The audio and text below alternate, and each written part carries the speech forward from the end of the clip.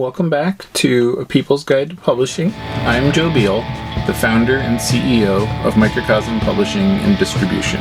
I'm also the author of A People's Guide to Publishing, which distills what I've learned from selling millions of books over the past 25 years. I'm Ellie Blue. I'm the editorial and marketing director here at Microcosm. We are an independent mid-list publisher based in Portland, Oregon, and Cleveland, Ohio. We have over 700 books, over 25 employees, and we make about 40 new books every year. And we distribute thousands of titles from other publishers. We started this podcast so that we can share what we've learned with newer publishers so that you can learn from our mistakes. Or maybe you just want to understand the publishing industry. This week, we are going to tackle the greatest albatross of all. How does math find its way into all aspects of publishing? Books are math! And this is, I feel like this is sort of my everlasting mantra is that, I see over and over where people say things like, oh, there's no way to do that, or there's no, formula for that, or there's, just no way to handle this, or no way to know what's going to happen, or, and every single time I'm like, but math is the answer to all of those things every single time. There's always a math formula. So what are the ways that math can be used in publishing that currently is not?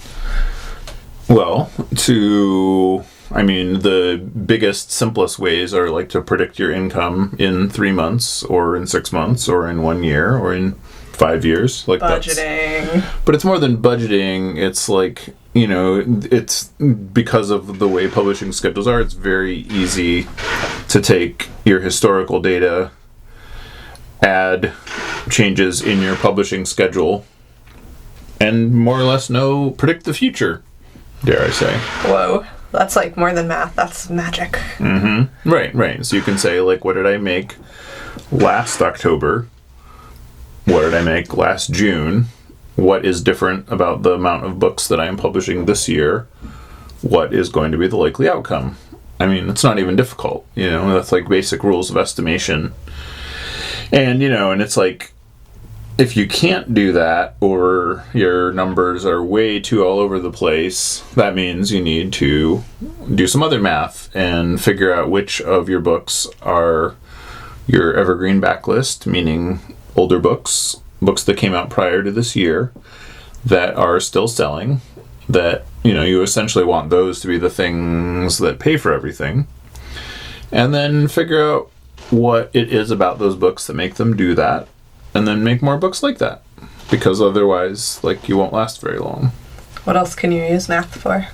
Oh, all the things. You can make math to figure out what you should publish. You can use math to figure out, when you should cut your losses. You can use math to figure out when you need to hire more people. You can use math to figure out where you are bleeding money. You can use math to figure out what kind of people you should work with, what kind of books you should publish. Oh, it's endless. Whether or not you should do an event. Mm-hmm. Oh, yeah. Adding up the columns of sales for that event. That's what I use math for mostly. I know, and I hear it so frequently from publishers that they're like, but I don't want to. And I'm like, well, then I guess the results are predictable. It's I don't want to do a lot of things.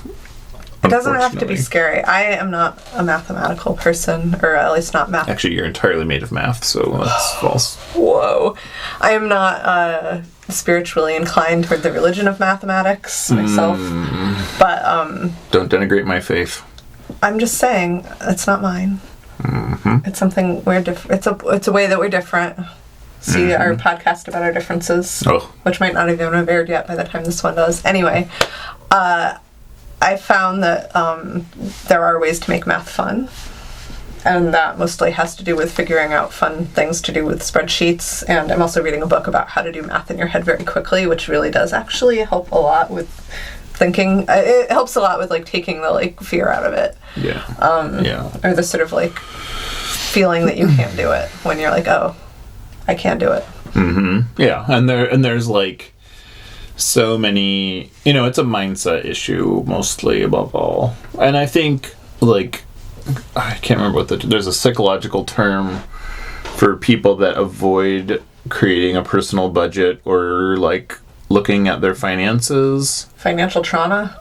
No, there's a more specific term for it, like the people that would rather not know because the anxiety of like they assume the information would force them to act in a way that they are not acting presently. We have a book for you. It's called Unfuck Your Worth. Yeah. And so that always fascinated me because I was like, how would you not want to know? And then I listened to some interviews with some people, like some psychologists who were like, yeah, this is why this happens. And, it's especially people that have, like, had years of financial instability that they would literally rather not know than fix their problems, and I see that every single day with publishers where they're like, I just don't want to do this. But, like, you know what? There are people who do want to do that, and you can work with them. Yeah, they're very available. And sometimes they're, like, really nice people who can explain it in a way that's soothing, like Joe. Oh. Mm-hmm. You do have a way of making the math seem less intimidating and more exciting. Well, that's the thing. It was never intimidating to begin with. Not to you. Well, no, but it wasn't. It's like, it's not the math that's intimidating. It's like the ideas that people have about the math that intimidates them. I mean... Like, people have, it's like they had a bad experience. It's the same as any other trauma. Mm-hmm. A dog bit them once, so they think that all dogs are dangerous. Yep. Math bites you every day. Struggled once upon a time in high school with math, so they assumed that it was useless, and, don't even get me started, think that, like, the Pythagorean theorem, or algebra, or calculus does not have a place in daily life. Just because you are not using it in daily life doesn't mean it's not useful. That just means you're, like, shortchanging yourself a vital tool. I feel like the more traumatic thing is capitalism, and that is legitimate. Like, that is intimidating. Sure. And don't let them get you down. Mm-hmm. Mm-hmm. Thanks for joining us once again. Please send your questions to podcast@microcosmpublishing.com so we can answer them on future episodes. And please give us 5 stars on iTunes and everywhere else that podcasts are reviewed. You can find us on the internet at microcosm.pub. On Twitter at Microcosm. On Facebook at Microcosm Publishing. On Instagram at Microcosm_pub. And here in Portland, Oregon on North Williams Avenue. Thank you so much. Have a wonderful week.